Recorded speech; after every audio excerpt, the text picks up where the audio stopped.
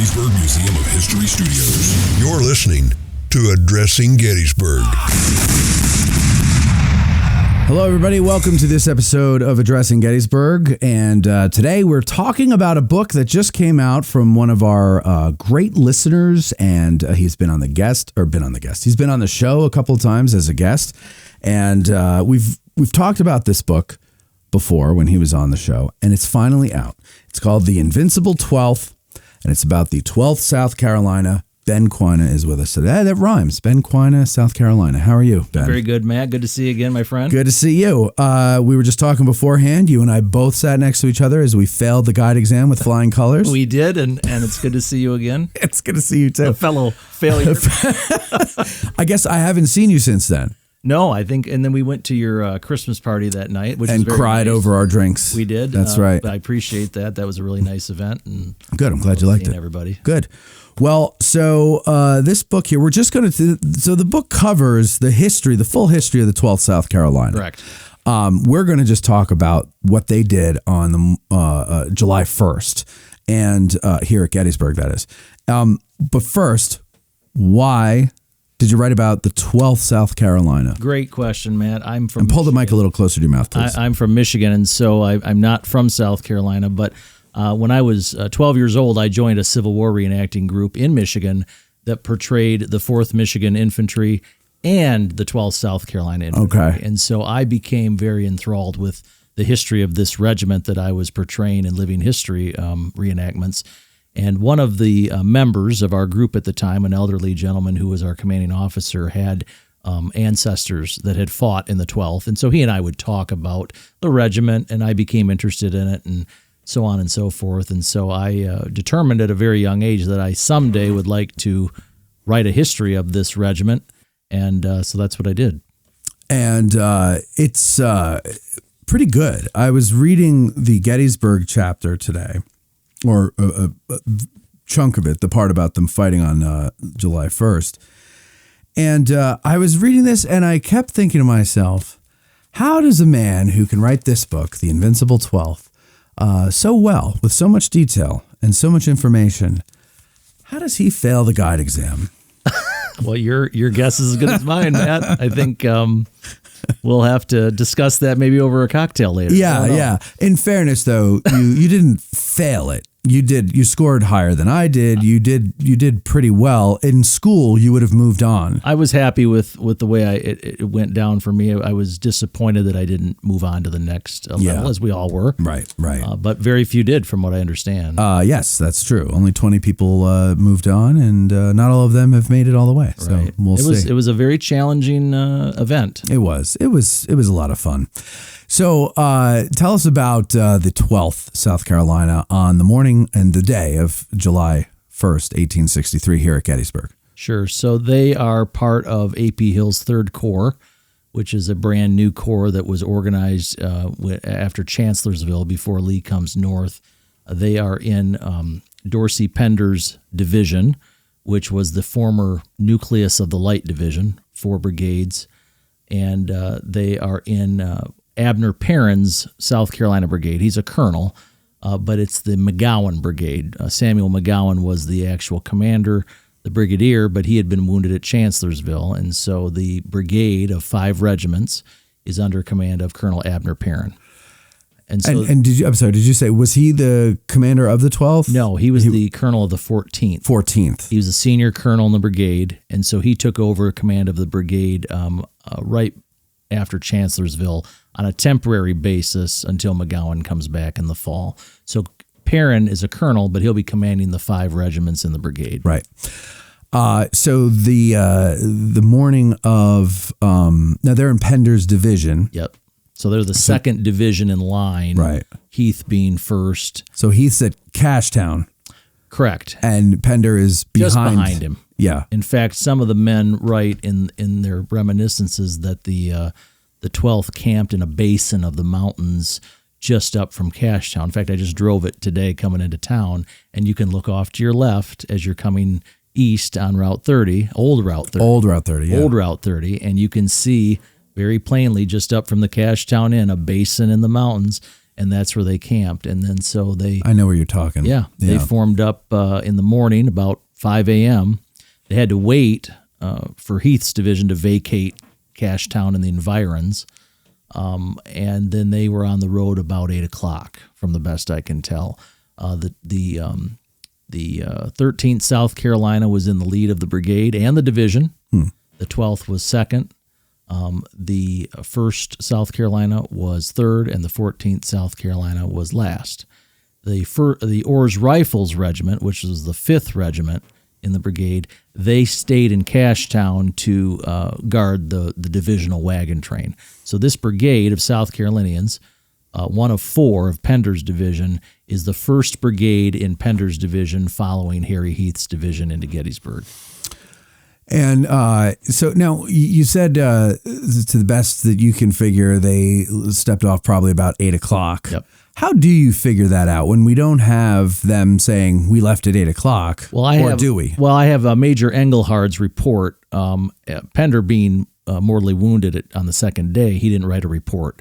So his aide, Major Engelhard, wrote his report, and he says that they stepped off about 8 o'clock a.m., and that was only written about a month or so after the battle. So, okay. And there's some other accounts, too, of men saying, between 8 and 9. Our best estimate, time with the Civil War, whenever you're dealing with time or numbers, it's a crapshoot. But certainly they had to wait for Heath had a very large division, 7,000 men, and they had to vacate Cashtown and move out. And so they probably are going to put, probably a good, maybe, I would say, 1/8 of a mile distance between them and the rear of Heath. What's cool about, if you're a South Carolinian in this column, is you're right smack dab in the middle of this column. Mm-hmm. You're at the very end of Heath and you're at the very front of Pender. Right. And so you look both ways down the Cashtown Pike. You're seeing soldiers, horses, all of this martial grand beauty. Pageantry. Yeah, pageantry, yeah. So Heath's division fights through the morning. And then when does Pender go in and take over? Yeah, what's interesting about it is you see the Confederates utilizing, I think, a very strategic and a tactical way of doing things on July 1st. Deliberate is what the word I was looking for. Okay. Heath deploys, and moves up onto Hare Ridge with supporting brigades, obviously Brock and Bro and Pettigrew. And then you see Pender doing the same thing. He's deploying out on Knoxland Ridge, the entire division. And so they follow at about a half a mile to a mile distant Heath's advancing lines. And so that it's like whatever Heath does, Pender's doing. So when Heath halts, Pender halts. And when Heath goes forward, Pender goes forward. And so there's this really deliberate, I think, way the Confederates did it on July 1st, which helped because, in my opinion, Heath's division suffered grievously in the morning and in the afternoon. They were kind of the unit that came in and fixed the Union line. And then Pender came through later, and we'll talk about it, came through and actually took Seminary Ridge. But so they're gonna halt on Knoxland Ridge. They're gonna form on Knoxland Ridge, and then they're gonna wait there for a while, and then they're gonna follow up to Hare Ridge after Heath's division goes all in the afternoon, and they're gonna wait on Hare's Ridge to follow and get orders to move forward and follow in the wake of Heath. The South Carolina Brigade is at the very right end of the division at the beginning. And then Lane's North Carolinians are brought over from the left side of the Chambersburg Pike, go down, and they're going to fill in on the right of Perrin. So if you have Pender's division, it's the right flank would be Lane's North Carolinians. Then you have Perrin's South Carolinians. And then you have Scales's North Carolina Brigade, just with their left flank resting on the pike. And then on the other side of the pike, you've got Edward Lloyd Thomas's Georgia Brigade. And within Perrin's brigade, you've got, like I said, you've got the 13th, the 12th, the 1st, and the 14th arrayed from right to left. And this is just one long line, about a mile long. Okay. Yep. I'm sorry to interrupt, but the division, I've kind of figured this out with how many men they had and what the distances were. If you go down Knoxland Road, is it Knoxland Road now? Yeah. if you go all the way almost to that road that heads east and west, is it Oak Road or is it Mill Pond Road? Mill Pond Road. The South Carolina Brigade, their right flank was maybe a quarter of a mile from Mill Pond Road, from what I can tell. And then Lane's going to come over and fill into the right of that. So they got a long ways to go from Hares Ridge, or I'm sorry, Whistler's Ridge, Knoxland Road, to Hares Ridge, over all that terrain, hedgerows, the fencing, all that stuff in battle formation. So that's what I was going to ask you. So they're in a battle line, like they don't get into columns to move. No. So and one of the guys wrote, he just said these marches in battle line are the most fatiguing exercises we had. In the remember. Army. Yeah, that's right. Yeah. So they, right, because that would tire you out before you even get into the fight. I mean, that's a good distance. It was I figure anywhere from a half mile to a mile. Yeah, about that. Yeah, yeah, and it's up and down, and it's right. So they get up on Hares Ridge, and they have an airstrip. Yeah, right. Couple of golf courses. Right. But they get up on Hares Ridge, and they're watching Heath's advance in the afternoon. Pettigrew and Brockenbrough and Rhodes coming in from the north, and they're watching this assault in the mid-afternoon of July 1st, and they're just waiting to go in. And at some point, they get the order to go in by Pender, and they start moving forward. North Carolinians on the right, South Carolinians, and then Scales on the left, and then Thomas is kind of off to the left on the other side of the pike. This is what Thomas did during the Battle of Gettysburg. Yeah, that's one of the great. I talk about this with my Civil War friends. The great mystery is why wasn't Thomas's brigade used more? Yeah, they were fresh. Yeah, pretty much. As fresh as you could be. Right at this battle. So they step off. They start to engage with the Union Army. Yep. Usually we talk from the brigade perspective, but here today we're talking about a regiment. So from the 12th's perspective, what do they meet as they move forward? So they are going to be meeting. They're going to be meeting the remnants of the Iron Brigade, Stone's Brigade, Biddle's Brigade, all of these Union soldiers who are The 12th is, or the division is? The division. Right, okay. I meant the 12th is actually going to be going up almost directly up against the 151st Pennsylvania at McPherson's Woods. Yeah. Okay. Well, they're gonna come across. So when they get the order to advance, they go down the swale, they cross Willoughby's Run, and they start making that advance across the open fields there. Okay. The 14th South Carolina on the left, I judge that their left flank is going to skirt Herbst Woods. Okay. The rest of the brigade is to the right. So So south of the woods. Yep. The 12th and the 13th on the right of the brigade, they're going to start to kind of shift to the right because Gamble's dismounted cavalrymen are up at the corner of present-day Confederate Avenue. And Confederate Avenue and Fairfield Road, and they're going to start firing into them from the front and from their right. And so the brigade's going to continue to move forward, and the orders are not to fire. But at some point, they have to halt because the fire is so intense, and they have to start to return fire. And the regiments start to return fire. There's a loosening up of the ranks. These are not real well-dressed ranks at this point, and the regiments start to kind of spread out, and gaps open, and things start to look a little bit hairy there because this ragged Union line out in the middle of that field is starting to really offer some resistance. And then Colonel Perrin spurs his horse through a gap in the line, and he leads them forward, and they charge. And it's a very aggressive charge, and that Union line breaks, and it flees back to Seminary Ridge, around the seminary, the grove of trees, and then extending down or southward towards present-day Confederate Avenue and the Fairfield Road. And then Gamble's dismounted men are on the other side of the present-day Fairfield Road. So are they getting a shellacking as they get closer to the seminary line? They are. Yeah. They're taking it on the chin, and so what happens is they have to do something, and so Perrin is going to essentially divide the brigade. And for your reference, page 180 in the book has a pretty good map. Shout out to Hal Jesperson, who did all the maps. I was going to say, these are nice maps. Yep, exceptional maps. Very nice maps. So what's going to happen is Perrin is going to, let me back up here. Scales's men to their left are basically stopped dead in their tracks. They're getting blistered by artillery, canister, short arms fire. And then Lane's men to their right, they're lagging way behind because they're worried about the cavalry out there. Mm-hmm. So it's really, of the three brigades that start this assault from Hare's Ridge, it's now only the South Carolinians that are actually moving forward to the attack because everybody else is bogged down or behind. So they're kind of like out there on their own. They are. And so something's got to happen, yeah. Right? And so Perrin, to his credit, and I think, he was an exceptional leader.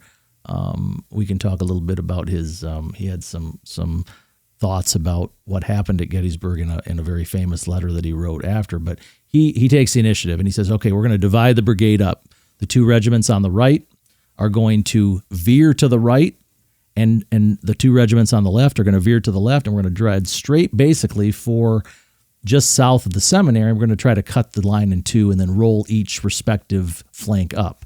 And so the 12th and the 13th are going to, right oblique or change fronts to the right, head towards Gamble's dismounted cavalry and start attacking them. And then the 14th and the 1st are going to shift to the left. And together they're going to kind of drive a wedge into the Federal line. And that's exactly what they do. From my reading and interpretation, the 14th and the 1st strike first. They kind of get a head start. They get there first.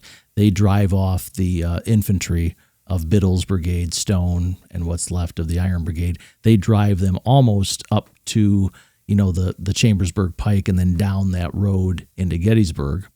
And the 12th and the 13th then wheel to the right, and they do the same thing in the reverse to Gamble's dismounted cavalrymen. And then those guys start taking off across the fields towards Cemetery Hill.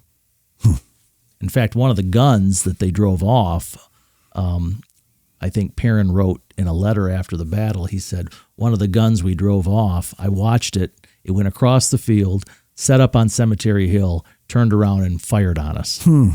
That's how they could see. And that's, I think, the neat thing about, or not the neat thing, but the interesting thing is we can't really get a sense of what that view shed looked like. No, we can't. In today's world. Yeah. But they did. Yeah. Yeah, that's the thing that, so they're going off chasing Gamble. Yeah, and they don't go very far. Oh, okay. That was my question. They pretty much, the 12th and 13th kind of, they've driven them off. They're not going to go down into that gully and across. They're going to stand right there. Right. Stand okay. pat. The 14th and the 1st, they're going to run down Chambersburg Pike. They're going to go down some of those side streets. They're going to, and the legend is that the South Carolinians of those two regiments were the first units to raise their flag in Gettysburg. Chambersburg Pike or Fairfield Road? They're going to Chambersburg Pike. So they're going all the way over there. Yeah. Now, for those of you who don't know in your head, the roads kind of funnel in. So the Fairfield Road on the right or the south, Chambersburg Pike, and they come in at an angle because they're all going to go right into the square in town. And very interestingly, Pender was back almost behind the 12th Regiment down in that swale when this attack started. And he had ridden over to Scales's brigade to rally some of them during the fight. He came back and he ran into a lieutenant from the 12th, and he said, what happened to the South Carolina Brigade? Did they get captured? Or, where are they? And this lieutenant who was wounded, he just said, oh, they're just up over yonder, over the ridge. And so Pender spurred his horse, put spurs to his horse, and he ran up there, and he was very happy with what they had accomplished. Yeah, I would imagine so. And, because it really was, I think, a turning point on the first day, that assault. How many casualties did they take in this action? The 12th took about 125 throughout the whole fight. We don't know exactly what they took in this fight because they didn't do it by day. They didn't tabulate their casualties by day. But as I recall, they were somewhere between 125 and 150 total casualties for the battle. So we're tempted always when we hear something like that to say, oh, well, That's not so bad, right? Well, but it is 350 men in your regiment. There you go. Right. That's where I'm going. Right. So it's 350 men in the regiment. Yeah. They lose 125. Yep. Killed, wounded, and captured. I'm assuming. Yep. But then they're going to go on and fight more in the battle.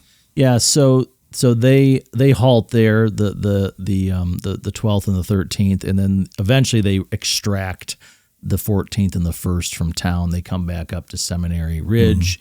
And we're getting into the weeds here, but for the Gettysburg buffs, the two wings of the brigade swap. And so the 12th and the 13th are now on the left flank of the brigade, and the 14th and the 1st are now on the right. Okay. And so is that to extend the line southward, or yes. what? Okay. So my interpretation of this is that the 12th and the 13th just stood fast at the corner there. Right. And they extended it down once they got the other two regiments back. Makes sense. And it also jives because Colonel Brown was the colonel of the 14th, or Lieutenant Colonel Brown. And he came to Gettysburg many years later and put the marker up for Perrin's brigade. And he put it right where his regiment was. Okay. Because he was the colonel of it. Yeah. It's down almost near, just past the McMillan farm. Yeah. So the brigade basically stretched from the corner of present-day Fairfield and Confederate Avenue down past the McMillan farm. It's a good distance. With the brigade was what, 2,000 men? In full force, yes. But you got to remember, they didn't have one regiment, and they had also taken some casualties. Okay, so they're... Yeah. 14 South Carolina took a very heavy. I think their casualties were closer to 200, maybe over 200. Mm-hmm. They really got hurt. So all the horrendous casualties that we hear about the Confederates taking, assaulting Seminary Ridge, is more north of where these guys were. Yeah. As far as brigades go, not just individual regiments. Yep. Yeah. So they're going to rest there the rest of the day. The wagons are going to come up and bring them their rations. I've got accounts of the wagons coming right up to the lines almost in those fields behind Seminary Ridge, and they're going to get fed. The next morning, they're going to basically have not a lot to do. There will be some skirmishing between the Federals in Long Lane and the troops on the ridge, and then this provisional battalion of sharpshooters from this brigade is going to go down and flush those Federal sharpshooters out of Long Lane, along with some help from a couple of companies from one company from the 12th, and they're going to drive them back up to essentially West Cemetery Hill. Okay. And so they're going to establish a line in Long Lane, and the rest of the day they're going to skirmish back and forth. Pretty heavy skirmishing. And then that night, as we all know, Rhodes is supposed to attack in conjunction with Ewell's assault and Longstreet's assault. And so in conjunction with the aborted attack of Rhodes, the rest of Thomas's, Georgian's, and Perrin's brigade were moved up into Long Lane along with part of Rhodes's division. Right. Okay. And then July 3rd, of course, the big day. Yep. We have Pickett's charge. Are they part of that assault? They probably should be, but they're not. They're not. They're not. They have a front row. Which is why they have 125 casualties and not 300. I've never understood this either, why none of those units were put forth in Pickett's charge. Yeah. What I can tell you is I think they were supposed to go had there been a breakthrough. Had Longstreet or Lee seen success, I think they would have been put into the breach because they were right there. Yeah. I mean, they were closer than any other troops to Cemetery Hill, actually, but they weren't used. But they skirmished all morning until the charge happened, and they had a front row seat to the charge. And one of the captains in the 12th, his name was William S. Dunlop. He was a prolific writer. I had just enjoyed reading his things so much. He said that from his perspective, the reason the assault failed was when they got to the fence, they stopped. Not very many men, like that fence was like a barrier to them going forward. And he said, It's like almost, I'm paraphrasing, but he said they stopped there and, they didn't go farther. And I think if you think about it, they probably got up to that fence thought about it, had a minute to stop and think, and said, I'm not going any farther. There's no point. Some people obviously did. Some troops did. We have accounts of that. But he said, by and large, he thought the problem was they just didn't go much past the fence from what he could see from Long Lane. Yeah. I think Long Lane is one of those interesting, and you had, I think, Mr. Dempsey on a while back. Talking about Smith's Ridge. Smith's Ridge, that's all the skirmishing that's going on. I think that's a really interesting unknown bit of Gettysburg that nobody knows. It is, because it's people's houses are there now. And so you can't, I mean, you can, go on the sidewalk and try to imagine where things were and how it looked and everything. But yeah, it was just farms. Yeah. So they were there in the lane. I've got some really good accounts of some company commanders that are being ordered out to their to skirmish, and it's all in the book. I mean, it's if you like tactical minutia, literally down to the company level, you will like this book, especially at battles where we have a lot of primary source material, and Gettysburg's one of them. These guys didn't leave Gettysburg thinking they lost. They were in very good spirits. They thought that they had done very well here. They did. They did, yeah. They didn't look at it as necessarily a heartbreaking defeat, because their actions had been fairly successful. Right. And the correspondence that they have after the battle, they say basically, anybody who says that we were whipped up in Pennsylvania has just got it wrong. We did just as well as we've always done. Yeah, we weren't whipped. Yeah, but we right. were whipped. Right. I could tell when I was reading this that because you're right, like down to the company level. You've got some pretty interesting quotes in here from the guys. So, I mean, you really put some effort into this. I did. It was about a 10-year project. I have a real job and a real life and all this, so it was really a labor. The people who write books do not have real jobs and real lives. I wish I could do it for my real job, but I can't. Yeah. But I really enjoyed getting into the primary source material, the manuscripts. You spend so much time with these guys reading their stuff, and the problem is, you lose them. You lose people to wounds and sickness and furloughs, and there are then created gaps in the story. And so as you proceed in the war, you have less and less material to use. Right. And so that was a challenge in this endeavor, and I'm sure it is for anybody who's writing a book like this. Was there one guy who was perhaps maybe a prolific diarist or something that you were able to rely on? I think two come to mind. J.R. Boyles wrote a prolific memoir after the war. He was wounded, if I have time to tell this quick story, he was wounded as they crossed Willoughby's Run, had his leg blown off or mangled by a shell. And he was laying there. He was a lieutenant in Company C.